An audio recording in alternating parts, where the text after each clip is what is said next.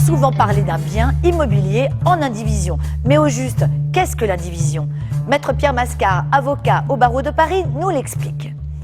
Maître Mascard, bonjour. Bonjour Théodora.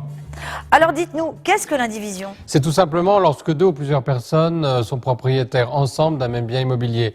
Par exemple, deux concubins, deux personnes mariées sous la séparation des biens qui achètent ensemble, deux frères qui héritent d'un bien immobilier, ou deux amis ou plusieurs amis qui achètent une maison de campagne. Ils sont tous propriétaires en indivision et on les appelle des indivisaires. Et comment gère-t-on l'indivision? Très difficilement parce que les décisions doivent être prises à l'unanimité.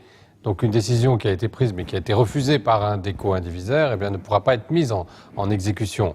Toutefois, il y a certaines décisions qui peuvent être prises à la majorité des 2/3 lorsqu'il s'agit par exemple de travaux de réparation, de conclusion de baux d'habitation ou de l'entretien du bien tout simplement. Et même un indivisaire peut prendre des mesures seul s'il s'agit de faire face à un péril lié à la conservation du bien par exemple. Peut-on rédiger des statuts de l'indivision? Alors il n'y a pas de statut dans l'indivision.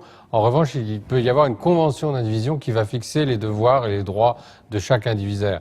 Cette convention est soit à durée déterminée, 5 ans maximum, ou alors à durée totalement indéterminée. Peut-on vendre sans l'accord de tous? Alors en principe, on ne peut pas vendre sans l'accord de tous les indivisaires, mais on peut éventuellement demander au tribunal une autorisation ponctuelle, notamment lorsqu'il s'agit de passer outre le refus d'un membre de la division qui met en péril l'intérêt commun. Peut-on quitter une indivision?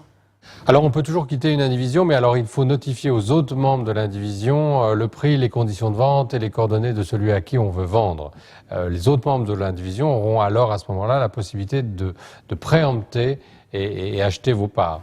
Mais alors, au final, quel est l'intérêt d'être en indivision? Vous l'avez compris Théodora, gérer un bien à plusieurs en indivision, ce n'est absolument pas l'idéal.